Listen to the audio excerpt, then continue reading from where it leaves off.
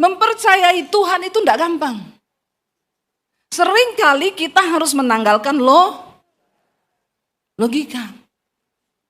Ya, apalagi bapak-bapak ini yang terkenal memakai. Ya, karena laki-laki tidak bercerita, tiba-tiba ditaruh di gerbong paling belakang. Haleluya ya.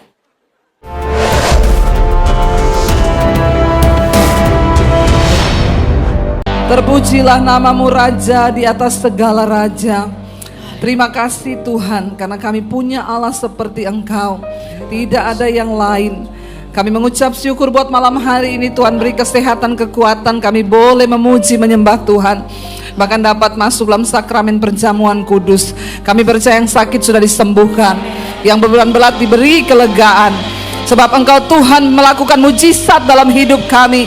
Kami percaya dan kami tidak ragu. Malam ini iman kami dibangkitkan Tuhan. Segala pujian, hormat, kemuliaan hanya bagi Engkau Yesus, Raja di atas segala raja, yang siap terima firman Tuhan. Katakan bersama, amin. Tepuk tangan bagi Tuhan, sorak-sorai, haleluya. Silakan duduk Bapak Ibu, shalom.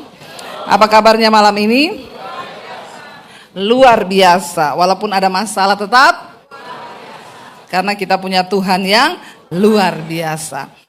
Iya Bapak Ibu, kita akan belajar sama-sama dari firman Tuhan. Saya percaya firman Tuhan itu dapat membangkitkan iman kita ya, dan saya juga yakin orang yang datang doa malam ini orang-orang yang luar biasa. Tepuk tangan dong buat saudara yang mau terus mencari Tuhan di saat orang lain pikir lebih enak di rumah aja tidur ya, santai-santai, tapi saudara mau memberi waktu, memberi tenaga untuk datang ke tempat ini, dan Tuhan memperhitungkan itu semua. Kita baca bersama 1 Raja-Raja pasal 17. Ya, bagaimana mengalami mujizat Tuhan dalam kehidupan kita, saudara? 1 Raja-Raja 17, judul perikopnya Elia di tepi sungai Kerit. Ayat yang pertama dikatakan di sana, kita baca bersama 1, 2, 3. Lalu berkatalah Elia orang Tisbe dari Tisbe Gilead kepada Ahab, demi Tuhan yang hidup, Allah Israel yang kulayani, sesungguhnya tidak akan ada embun atau hujan pada tahun-tahun ini, kecuali kalau kukatakan. 2. Kemudian datanglah firman Tuhan kepadanya, pergilah dari sini, berjalanlah ke timur, dan bersembunyilah di tepi sungai Kerit di sebelah timur sungai Yordan. Engkau dapat minum dari sungai itu, dan burung-burung gagak telah kuperintahkan untuk memberi makan engkau di sana. 5. Lalu ia pergi dan ia melakukan seperti firman Tuhan. Ia pergi dan diam di tepi sungai Kerit di sebelah timur sungai Yordan. Pada waktu pagi dan petang, burung gagak membawa roti dan daging kepadanya, dan ia minum dari sungai itu. Bapak Ibu, kita tahu bersama ketika Raja Ahab naik menjadi raja di Israel, dia melakukan apa yang jahat di mata Tuhan.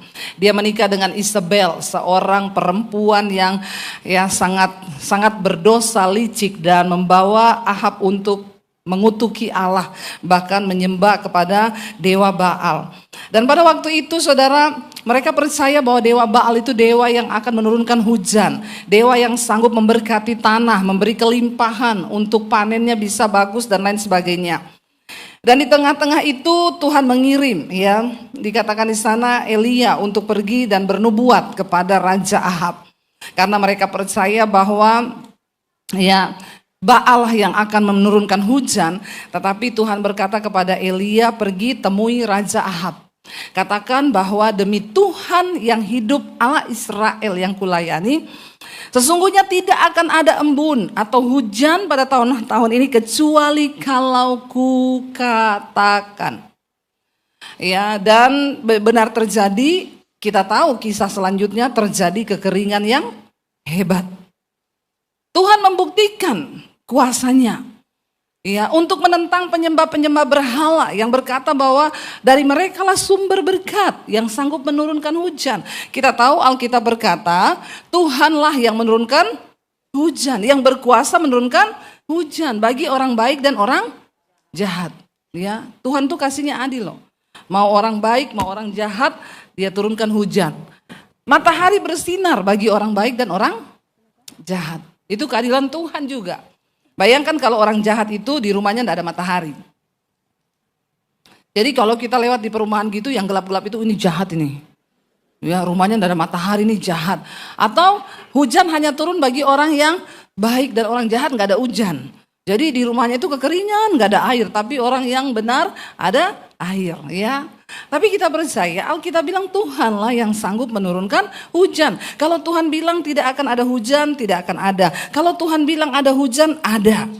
Manusia bikin hujan buatan bisa nggak? Bisa, tapi terbatas. Ya, tidak bisa untuk mencukupi kebutuhan manusia. Hanya Tuhan yang sanggup menurunkan. Dan pada waktu itu Tuhan ingin mendemonstrasikan kuasa Tuhan. Percayalah Bapak Ibu, Tuhan itu ingin mendemonstrasikan kuasanya lewat hidup kita. Amin. Ya, kalau kita sungguh-sungguh mau percaya dan taat kepada firman Tuhan. Lalu setelah Tuhan berkata begitu kepada Elia berfirman, dikatakan di sana Tuhan bilang, lalu sekarang kamu pergi. Setelah kamu ucapkan nubuatan itu, kamu pergi dari sini, berjalanlah dan bersembunyi di tepi sungai Kerit di sebelah timur sungai Yordan. Nanti kalau kelaparan itu melanda, tenang saja, engkau akan minum dari sungai itu dan burung gagak akan telah kuperintahkan untuk memberi makan engkau di sana. Elia adalah seorang yang mengalami mujizat Tuhan yang begitu luar biasa di hidupnya. Berapa banyak yang ingin mengalami mujizat Tuhan dalam hidupnya? Semua mau? Mau bayar harganya? Jangan dulu ngomong-ngomong mau, enggak gampang, ya. Enggak gampang. Ketika Tuhan berkata kepada Elia, nanti akan ada kelaparan, kekeringan, jadi engkau pergi, sembunyi di sungai Kerit, di sebelah timur sungai Yordan, nanti burung gagak kasih makan, dan kau minum dari sungai itu.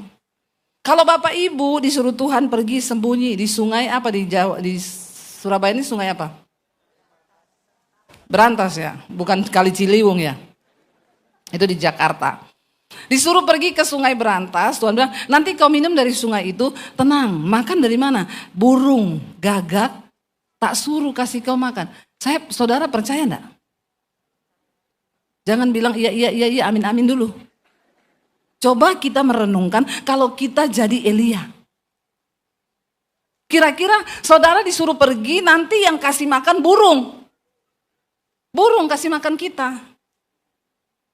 Menurut saudara, masuk akal? Jawab jujur dengan logikamu, ndak usah sok rohani. Menurut saudara, masuk akal ndak? Ampuni mereka Tuhan, karena mereka tahu apa yang mereka katakan. Ya, tapi memang jujur, secara logika manusia, ndak masuk akal. Kalau kita yang disuruh, kita berangkat ndak? Iya kan Tuhan ya. Makanya akhir zaman ini memang jarang orang lihat mujizat. Karena nggak masuk akal. Nggak masuk akal. Suruh pergi ke sungai, terus sembunyi di situ, nanti makannya gimana? Burung, antar makan. Mempercayai Tuhan itu nggak gampang. Seringkali kita harus menanggalkan logika. Ya, apalagi bapak-bapak ini yang terkenal memakai. Ya, karena laki-laki tidak bercerita, tiba-tiba ditaruh di gerbong paling belakang. Haleluya ya. Iya toh? Kasihan sih saudara. Di rumah sudah jadi korban istri. Ada ibu-ibu tertawa besar itu berarti dia pelakunya. Di rumah udah jadi korban istri, di kantor jadi korban bos. Di kereta jadi korban gerbong. Laki-laki itu survei membuktikan, ya, bapak-bapak, kenapa banyak bapak-bapak yang cepat botak? Maaf saya tidak menyinggung yang botak-botak ya. Kenapa? Ya karena orang itu kalau botaknya di depan berarti banyak berpikir. Kalau botaknya di belakang karena pinter. Kalau botaknya menyeluruh dia pikir dia pinter. Ya, ini cuma intermezzo, jangan tersinggung dong ya bapak-bapak.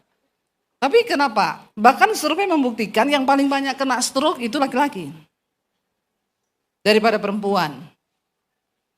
Kenapa saudara? Karena ukuran otak laki-laki itu lebih kecil daripada perempuan. Ya, tapi memorinya full.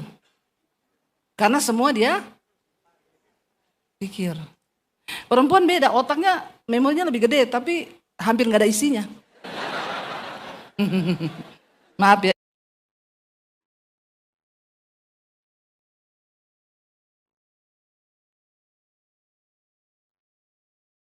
Dong, kenapa lagi say? Dia ketik panjang lebar nih, itu suamiku kamu tahu nggak, gini panjang. Dia ketik, dia kirim. Temannya itu sih udah malas baca chattingannya juga. Temannya cuma balas gini, doa ya say. Dia udah plong. Karena sudah Tapi bapak-bapak kalau ada masalah, masa say? Ada hal-hal yang bisa dibuat laki-laki tapi yang bisa dibuat perempuan tapi nggak bisa dibuat laki-laki. Perempuan tuh kalau manggil say sama sesama temennya nggak apa-apa. Tapi coba bapak-bapak, jangan kau coba, ini adegan berbahaya. Kau panggil say temenmu langsung dibilang boti itu. Ya, nggak bisa, itu jangan ditiru, ya. Cowok tidak bisa masuk di kamar ganti berdua, cewek bisa. Nggak akan ada yang menghakimi. Tapi coba cowok keluar dari sana. Nggak akan ada yang menghakimi. Tapi coba cowok keluar dari kamar pas berdua. Ya, itu tidak bisa ditiru. Jadi kasihan laki-laki itu memang. Apalagi ditaruh di gerbong. Ampuni dia Tuhan ya. Kalau perempuan itu ada masalah, dia pergi ke mall. Nggak beli, cuma cuci. Memang ibu-ibu di sini jarang beli, cuma cuci mata, ketahuan ya. Iya, memang di mall itu sekarang saudara kasihan pada mengeluh. Karena cuma banyak ya kelompok-kelompok yang lihat-lihat doang.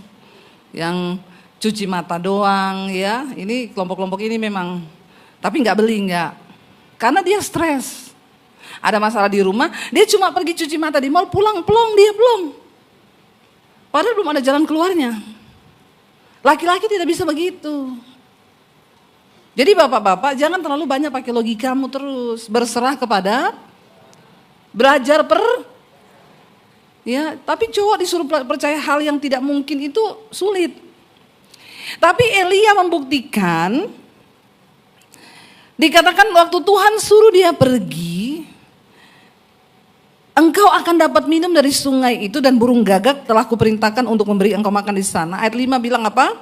Lalu berpikir-pikirlah Elia. Lalu dia merenung-renungkan itu masuk akal atau tidak. Alkitab bilang apa? Ia pergi dan melakukan seperti jangan kita ini coba melanggar. Pasti hidup kita tidak akan bahagia, tidak akan mungkin mengalami mujizat Tuhan. Ketaatan mendatangkan mujizat. Dan selalu ada harga untuk kita mau melihat mujizat. Ya, nggak mungkin ada mujizat kalau tidak ada persoalan. Jangan selalu benci dengan yang namanya persoalan. Karena biasanya itu menjadi salah satu cara Tuhan agar kita bisa melihat mujizat dan pertolongan Tuhan. Lalu kita bisa bersaksi.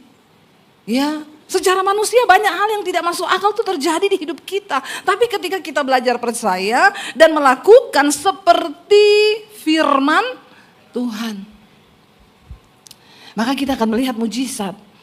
Saya baru landing dari Balikpapan tadi siang saudara, tadi sore lalu langsung makan ke hotel lalu ke sini. Saya tadi malam KKR di Balikpapan. Jadi kemarin itu jam 6 ya, saya waktu hari Senin ya, saya mau datang ke KKR di gereja. Anak saya tuh kabar Imam, perumahan banjir. Saya tuh kaget, kok banjirnya mendadak sih? Ya memang mendadak, nggak tahu ini ada apa tiba-tiba air itu masuk ke perumahan. Saya bilang sama suami, coba cari tahu kenapa bisa tiba-tiba. Memang hujan deras banget, tapi tidak pernah seperti itu. Memang di perumahan kami itu ada kali, tetapi nggak pernah banjir. Tapi kenapa sekarang tiba-tiba ya bisa ditayangkan videonya nggak? Saya tuh mau pelayanan, anak saya kirim video ini saudara, saya kirim ya. Biar kita lihat sama-sama. Ya, jam 6 sore dia kirim ini dari teras rumah saya. Ya, dia kasih lihat saya ini. Tuh depan rumah tuh sudah air semuanya. Ya, itu di depan rumah saudara. Sore ini jam 6. Mobilnya tetangga sudah separuh itu. Sore jam 6. Setengah 7-nya, boleh kasih lihat yang ada ban mobil saya. Setengah 7-nya ini di garasi. Padahal tadi kan garasi saya itu tinggi dari jalan. Tiba-tiba jam setengah 7 itu ban depan mobil sudah ada airnya. Lalu saya ini mau khotbah, mau ibadah, mau khotbah. Kira-kira saudara galau nggak? Anak saya bilang air itu masuk seperti air bah, Mam. Suami saya buka di grup perumahan, ternyata sudah heboh karena tanggulnya jebol.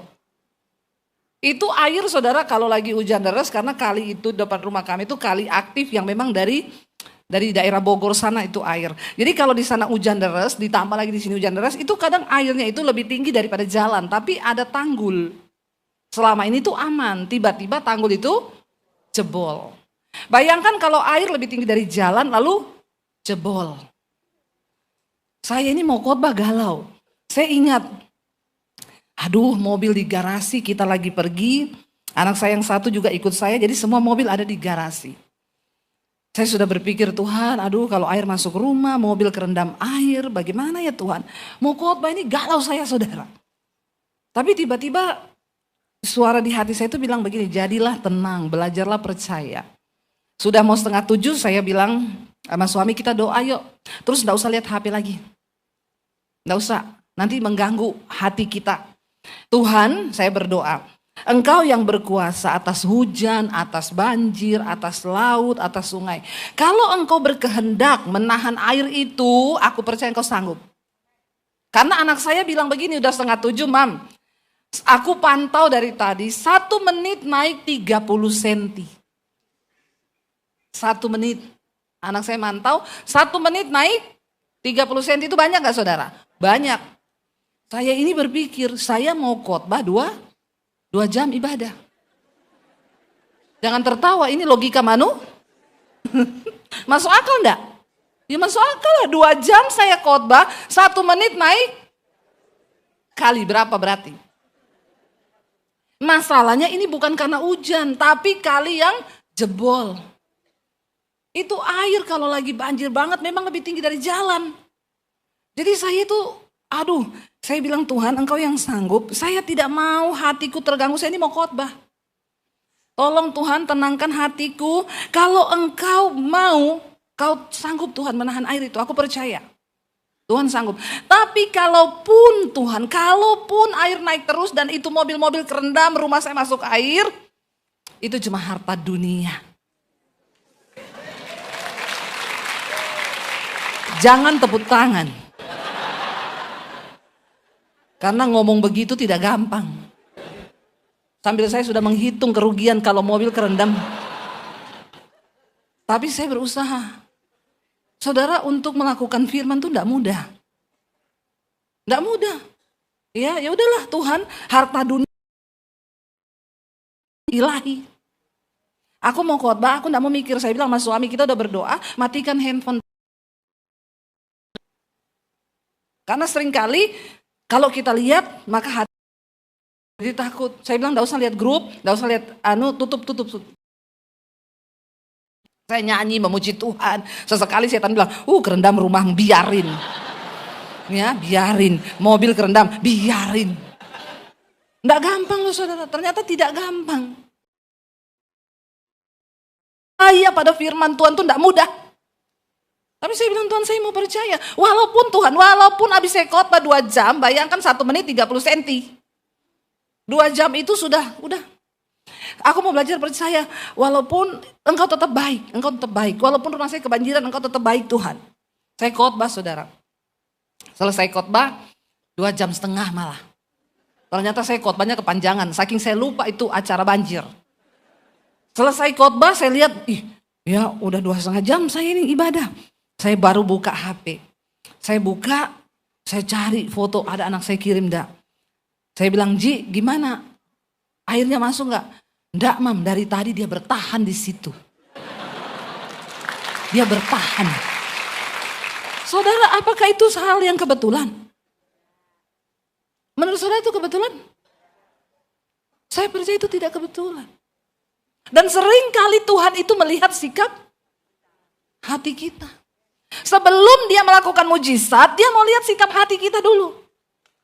Apakah kita ini benar-benar percaya, berserah pada Tuhan dan menempatkan Tuhan pada posisi yang nomor satu di hidup kita? Apakah kita sungguh-sungguh mau percaya pada firman Tuhan? Atau kita ini jadi orang yang cuma ngomong Kristen kalau di gereja? Yang ngomong firman kalau lagi di gereja, amin, amin, pulang di rumah lupa semua itu firman. Mujizat tidak terjadi begitu saja. Tanpa ketaatan tidak akan ada mujizat. Saya berdoa kita ini jangan cuma jadi orang Kristen yang datang duduk-duduk di gereja ya. Yang cuma bikin panas kursi gereja. Amin saudara. Saya tadi baru bilang sama Pak Beni ini setia sekali mendampingi hamba Tuhan. Kalau saya datang ada Pak Beni, ya saya drop, dibeliin kopi, dibeliin susu beruang, dibeliin ini. Saya bilang, Pak Beni ini pelayananmu luar biasa loh Pak. Kalau nggak masuk surga kebangetan loh. Saudara juga. Kau sudah buang waktu datang doa malam. Kalau tidak masuk surga dan tidak mengalami mujizat selama kita hidup itu Dia Tuhan yang sama yang berbicara pada Elia zaman dulu, dia Tuhan yang sama pada hari ini yang kita sembah, yang sanggup melakukan mujizat di hidup kita. Yes, saudara. Jangan pernah takut dengan keadaan zaman yang berubah. Semua boleh naik, dolar naik, minyak naik, semua naik. Bukankah Tuhan berjanji bahwa dia Tuhan yang tidak pernah berubah dengan semua janji-janjinya. Amin saudara.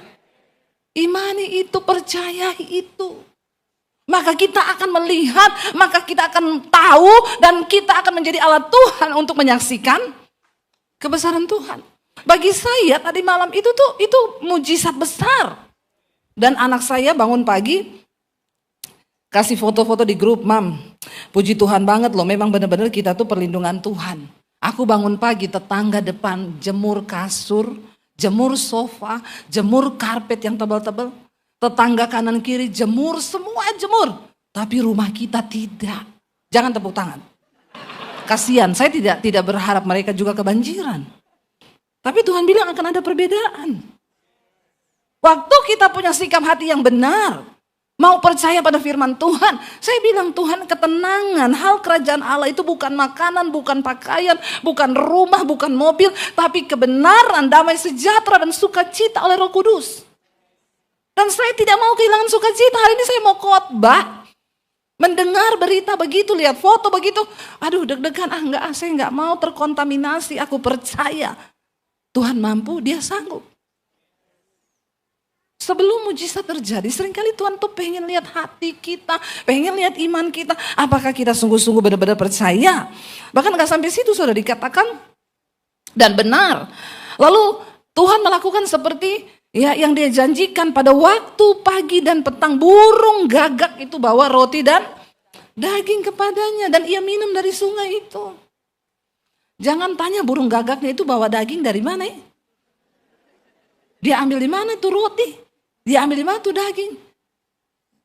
Tidak semua hal perlu kau tahu. Tapi Tuhan maha tahu dan maha mampu. Karena dia yang menciptakan segala sesuatu. Dia yang ciptakan langit, dia yang ciptakan bumi, dia yang ciptakan semua, dia yang menciptakan. Dan kita cuma cukup percaya dan berkata, yes, amin, kami percaya Tuhan. Jangan biarkan saudara imanmu itu menjadi sia-sia. Justru di tengah masa sulit Tuhan itu mau menyatakan mujizat bagi orang-orang yang sungguh-sungguh berkenan kepada dia. Supaya kita menjadi alat bagi kesaksian nama Tuhan yang ajaib. Israel dilanda kelaparan besar. Semua orang gak bisa makan. Tapi Elia dipelihara burung gagak. Kenapa Tuhan pakai gambaran burung gagak? Kenapa bukan burung merpati? Kan burung merpati lebih rohani toh. Lambang kekudusan, lambang kesetiaan, lambang Roh Kudus toh. Kan lebih enak kalau burung merpati gitu. Lebih masuk akal gitu. Saudara tahu burung gagak, burung pemakan bangkai, burung paling rakus. Kalau dia bawa makanan, lalu temannya datang ngambil, itu dia berantem. Dulu di rumah saya, di Sulawesi sana ada pohon besar. Itu kalau musim hujan di bawah itu ada sungai, banyak bangkai, itu burung gagak berkumpul. Saya perhatikan burung gagak itu, kalau dia ambil makanan, temannya datang, berantem saudara, dia nggak mau berbagi. Burung gagak dipakai Tuhan untuk kasih makan Elia. Apa artinya itu? Seringkali di anggapan kita tuh, yang bisa nolong tuh burung merpati. Ini orang kaya, pasti bisa tolong saya. Oh, temanku itu bisalah saya pinjamin duit. Oh, mertuaku kaya, bisalah. Oh, ini kaya. Waktu engkau mulai membatasi Tuhan dengan cara berpikirmu, maka engkau tidak akan pernah bisa melihat mujizat Tuhan. Belajar andalkan Tuhan, duduk di kaki Tuhan, nangis di kaki Tuhan. Dan Alkitab berkata, diberkatilah orang yang mengandalkan. Tapi terkutuklah orang yang mengandalkan manusia dan kekuatannya sendiri. Saya mempraktekkan itu sampai hari ini. Saya ingat waktu anak saya masih kecil-kecil, kalau kita tidak punya uang, saya nangis di kamar, saya berdoa. Sampai anak saya itu tahu, anak saya yang paling kecil dulu tuh masih berapa tahun, ya 4-5 tahun. Kalau saya udah doa nangis, dia datang sama saya, Mami enggak punya uang ya. Mami minta uang sama Tuhan ya. Mami kalau Tuhan kasih duit itu jatuh dari langit. Saya mengajarkan anak saya untuk beriman. Saya bilang, enggak deh, kalau jatuh dari langit itu uang palsu. Enggak ada nomor serinya. Ya, Tuhan menolong kita lewat banyak cara, lewat orang yang tidak pernah kita duga. Yang enggak pernah kita sangka. Tuhan sanggup. Tuhan mampu. Jangan cuma harap-harap burung merpati yang dianggap sebagai lebih rohani dan gini. Burung gagak. Orang yang kita enggak tahu, orang yang kita enggak kenal. Satu kali ada jemaat telepon saya malam-malam, jam 11 malam. Bu, Ibu, saya tidak tahu mau lari kemana dan saya juga tidak minta uang sama Bu Debbie, tapi saya cuma minta didoakan. Kenapa? Besok pagi jam 10 saya harus siapkan uang 2,5 miliar. Bu, kalau 250.000 Bu, tak transfer sekarang. Atau 25 juta lah Bu. 2,5 miliar itu bagaimana ceritanya? Saya itu kerja sama bisnis sama orang.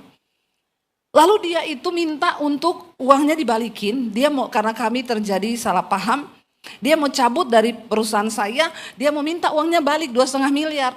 Dia sudah kasih saya 1 bulan, kami sudah tanda tangan di notaris. Tapi ini Bu, saya udah 1 bulan lebih ini saya berusaha enggak dapat. Nah itu waktunya jatuh tempo itu terakhir besok jam 10. Kenapa Ibu enggak telepon saya besok jam 9 saja? Dalam 1 malam, bagaimana caranya? Saya bilang, coba ya Bu, saya coba tanya sama teman saya. Gini Bu Debbie, kalau dia mau bantu, akhirnya nanti saya jadi join sama dia. Karena perusahaan ini sebenarnya jalan dan lumayan keuntungannya. Tapi ya namanya clash, orang udah gak mau. Ya aduh Bu, ya coba saya coba tanya orang itu. Dia bilang, maaf Bu Debbie, saya gak bisa bantu. 1 malam 2,5 miliar. Ya udah Bu, saya enggak bisa bantu, tapi kita punya Tuhan, kita berdoa yuk. Saya berdoa, dia nangis-nangis, Tuhan kami percaya, tidak ada perkara yang mustahil, bahkan dalam 1 jam pun Tuhan sanggup melakukan. Dia udah coba pinjam sama teman yang dia kenal, orang kaya ini, pokoknya enggak ada yang bisa tolong. Saya bilang berserah aja, pagi-pagi saudara, dia pergi makan bubur ayam di dekat rumahnya situ. Dia ngobrol dengan 1 orang bapak. Bukan agama Kristen. Burung gagak bener. Kan burung gagak itu orang yang gak kita nyangka-nyangka maksudnya. Ya. Lalu dia cerita sama bapak itu. Dia bilang saya ini akhirnya mereka nyambung lah ke cerita itu. Bapak itu bilang saya tertarik loh.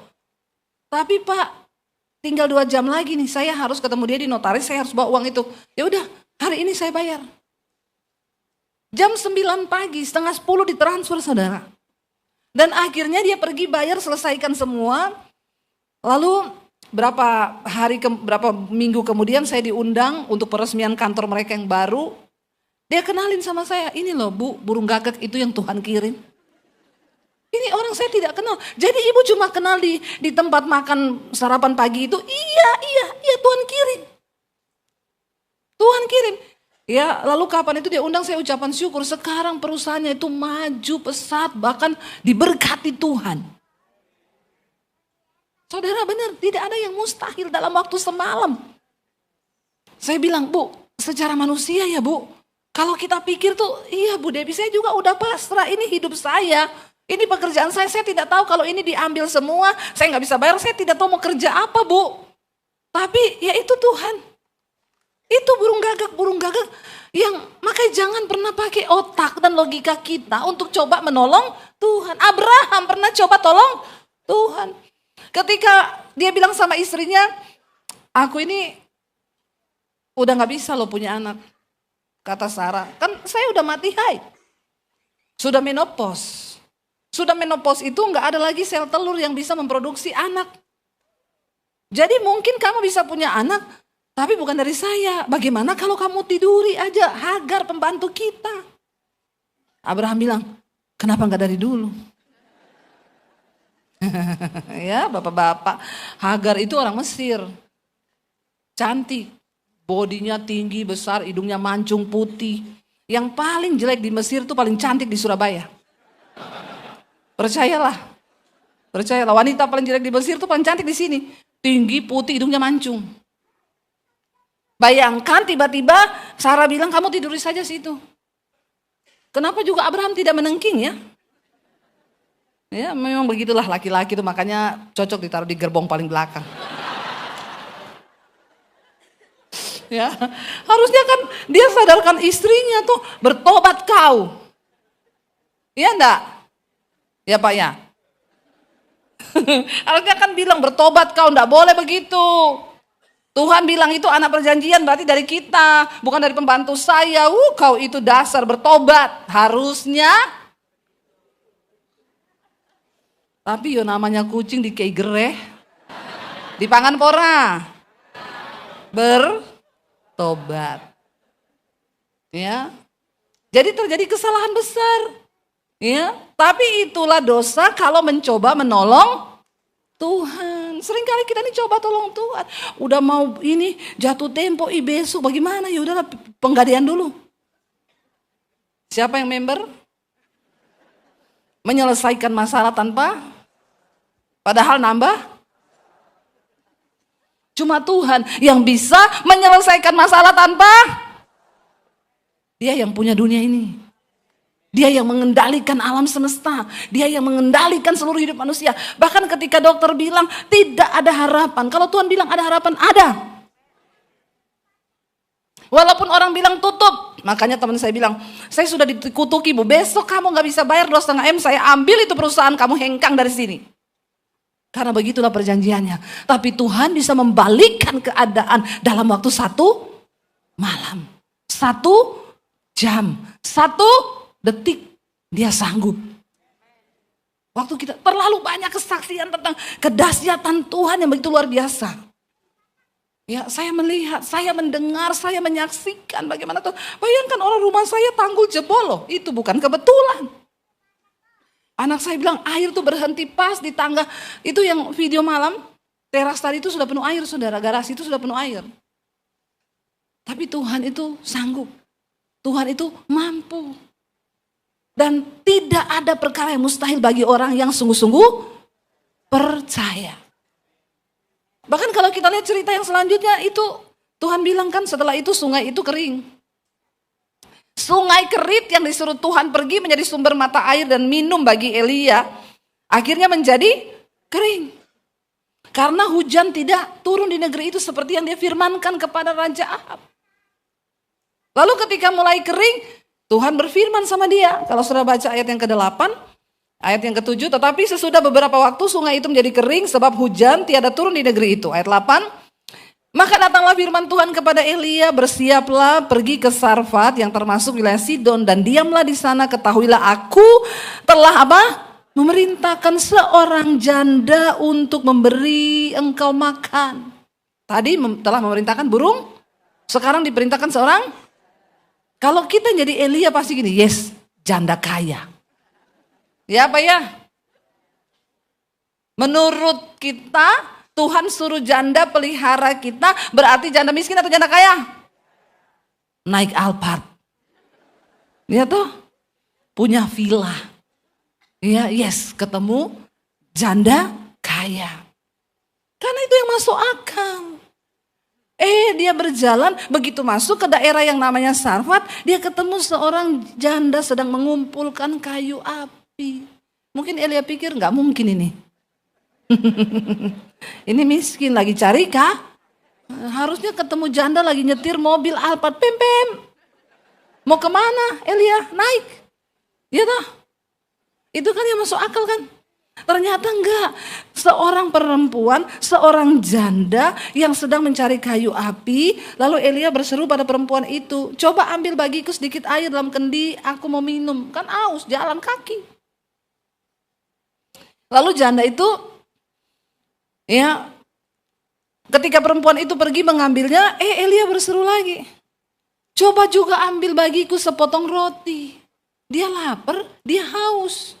Ya layak kalau dia minta makan. Dia kan nggak tahu kalau itu tuh jandanya yang akan pelihara dia kan.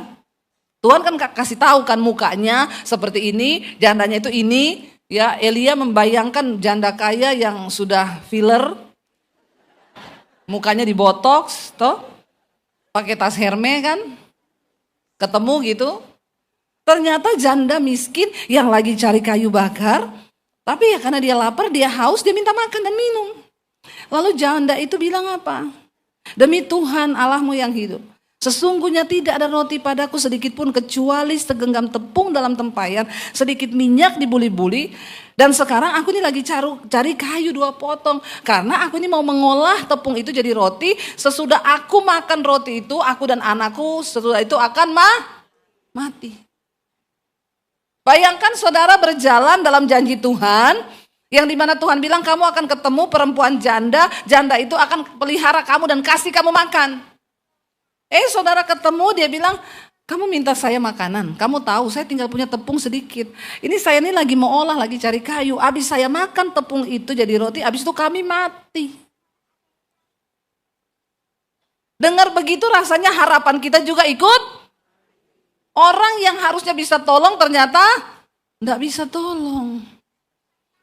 Di saat-saat seperti itu saudara, tidak mudah menjadi Elia yang belajar taat sama firman Tuhan. Tetapi untuk mendemonstrasikan kuasa Tuhan, memang Tuhan perlu orang-orang yang berani percaya dan sungguh-sungguh percaya.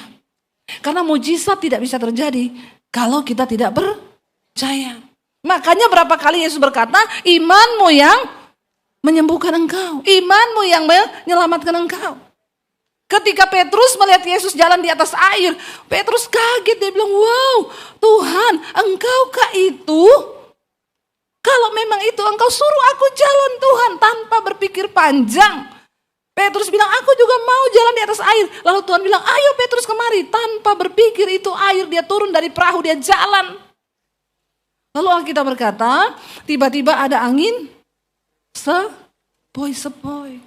Angin bicara tentang persoalan badai yang datang dalam hidup kita. Ketika ada sedikit angin, tiba-tiba dia sadar, aku ini di atas air loh. Harusnya enggak boleh loh ini. Ini melawan gaya gravitasi bumi. Ini enggak masuk akal, enggak boleh terjadi begini, ini enggak benar ini. Waktu dia kena angin, otaknya mikir, saya ini melawan gaya gravitasi bumi, ada di atas air. Nggak bisa orang berdiri di atas air, pasti tenggelam. Dan saat dia takut, Alkitab berkata dia mulai tenggelam. Tenggelam saudara. Waktu engkau tidak percaya, waktu engkau tidak yakin. Dan apa yang seringkali membuat iman kita itu diuji ketika datang angin?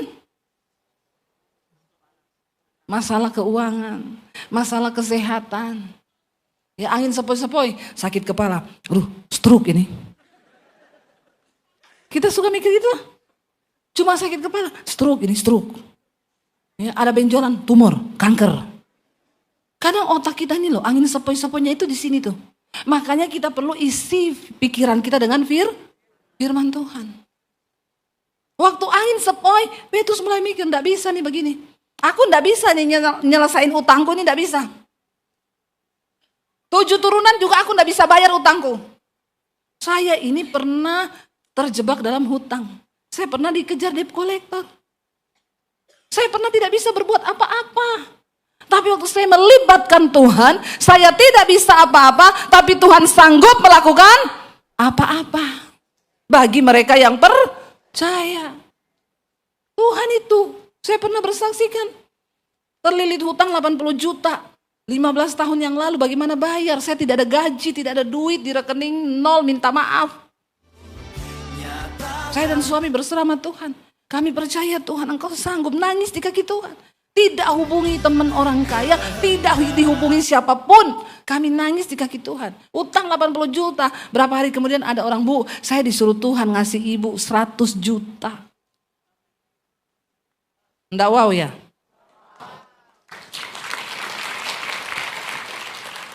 Dan saya tidak minta, saya tidak pinjem, saya tidak curhat. Saya juga tidak curcol. Curhat colongan. Tapi Tuhan tahu dan dia mampu menggerakkan siapapun. Karena Tuhan bilang, aku memberikan kasih karunia kepada siapa aku mau beri kasih karunia itu. Jadilah kita sebagai orang-orang yang layak menerima kasih karunia Tuhan. Apa kasih karunia Tuhan itu? Sesuatu yang memampukan kita di saat kita tidak mampu. Dan memang kita tidak mampu. Tapi kita punya Tuhan yang... Tapi engkau jarang duduk di kakinya, berlutut, memohon, meminta pada Bapa yang mengerti, yang sanggup, yang mengasihi kita sebagai anak. Kalau kita aja orang tua, kita nggak mau lihat anak kita susah kan? Saya tuh selalu kalau saya keluar kota, Dek, kamu hari ini kuliah? Iya, Mam. Ada duit enggak? Gitu. Saya kemarin anak saya ikut pelayanan di Balikpapan. Saya bilang, Dek, nanti besok kamu makan ya, kita sarapan di hotel pagi. Anak saya tanya, oh kamarku juga dapat sarapan ya? Saya ketawa dan saya nggak sadar, saya jawab begini, ya iyalah masa anaknya Debbie Basir nggak dapat sarapan? Terus suami saya nyeletuk gini, keren loh saya omonganmu. Kenapa? Keren omonganmu, masa anaknya Debbie Basir nggak sarapan? Terus saya bilang, iya ya, betapa Bapak kita di surga juga ngomong begitu ya. Amin saudara. Tiba-tiba saya bilang sama suami, iya ya, saya aja yang Debbie Basir bisa ngomong itu sama anak saya. Bagaimana dengan Bapamu yang di surga? Yang mengasihi kita tanpa batas. Yang tidak akan rela melihat engkau kekurangan. Yang tidak akan rela melihat engkau menderita. Tapi yang dia mau engkau datang kepada dia. Dan jadilah anak yang menyukakan hatinya. Dan bagaimana menyukakan hati Tuhan? Lakukan seperti yang dikatakan firman Tuhan. Cuma itu, ayo kita jadi anak-anak yang setia. Yang taat sama Tuhan.